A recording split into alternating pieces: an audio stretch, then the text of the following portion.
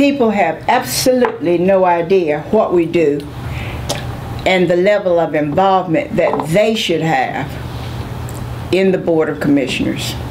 We have well over 30 boards and committees. We have trouble making sure that all segments of the community are represented. We should be concerned about the schools. We should be concerned about our health. And county commissioners work with quality of life issues. We are mandated to work with the child welfare. I know you have a court. We have almost 900, little over 900 foster children, and I say that there are families in this community that could adopt children. We have children as far away as Charlotte. There are issues that affect us, and there is a great deal of apathy, to me, and people don't know what we do.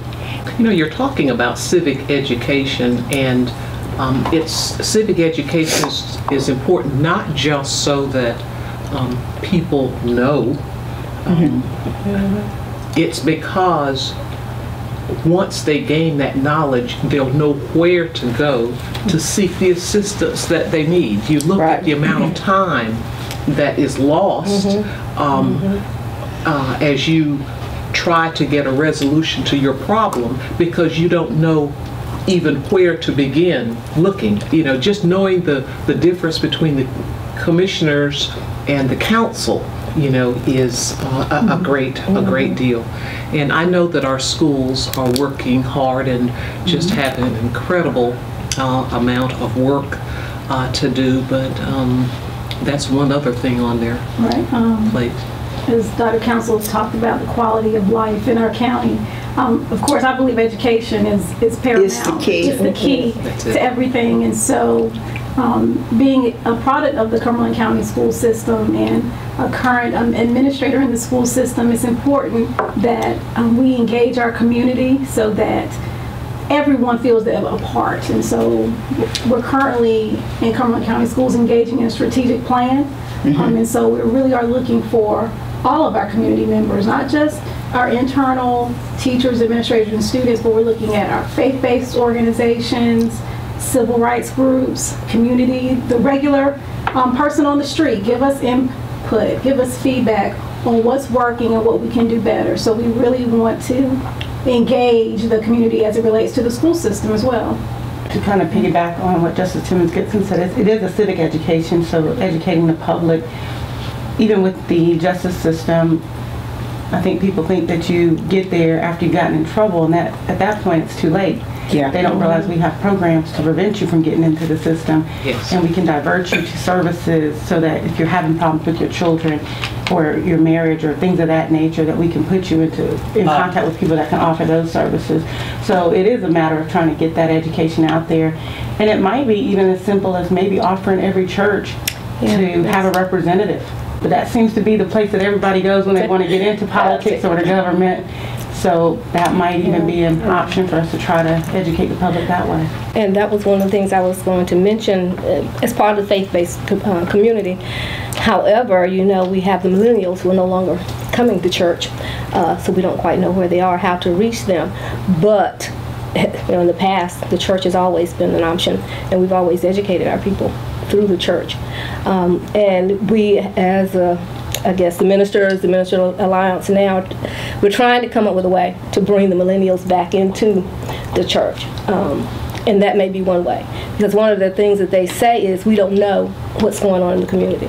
We don't want to just come to church and sit in church. We want to know it's to be more than church. We need to be able to help. We need to be able to do some things. So what you're saying may be an avenue to bring them back in church and also have them participate in some of the programs and activities that would help educate them, the civic education. But I like the idea of having someone from the church, representatives or a group that would help in an initiative that would be a part of civic education. I think it's something we really need. I'm going to see what I can do with that. because we have an academy for citizens, but it's too much for most people to give, that many nights. Every Tuesday night, 3 hours for 8 weeks. But perhaps we could do something with that, and those people who were interested, maybe we could have some meetings, give them some literature, let them tell us what they want to do. I'd be more than happy to help you with that initiative. Good. I need your contact information to know which way to go. Okay, I can help you with because that. I can get that done. I can get that done. That sounds like a good idea. And we can get them involved with the schools at the same time. And that's a great point, and that's a great connection. When I was principal at E. Smith, one of the best initiatives we started, we invited in our local pastors into the school, and we just began some communication with our pastors, letting them know what was going on, and it sparked some mentoring with some of our young people. So just the connection between all of these community entities and the church and the school system is so important. So. Schools can't do everything. That's right.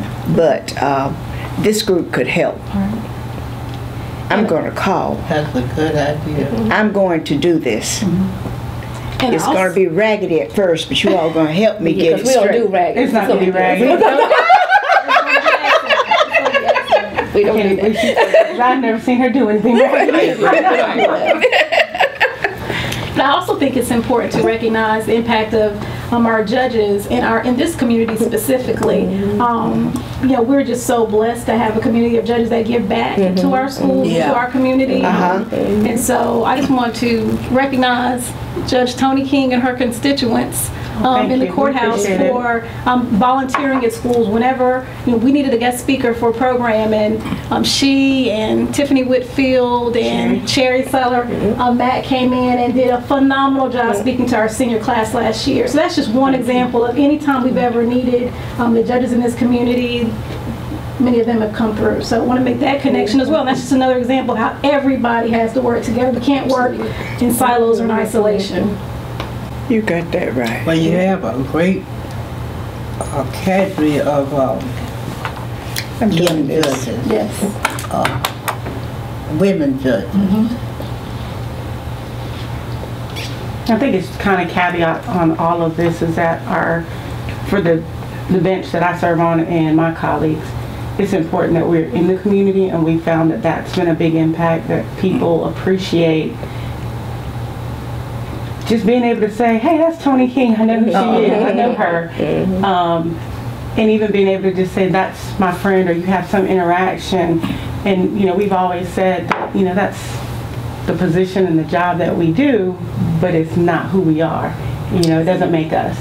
And so, just trying to stay humble and just be in the community. That's kind of what we've all, the 10 in my office and then up in the Superior Court, as you'll see that those are the dynamics, and we come behind great people.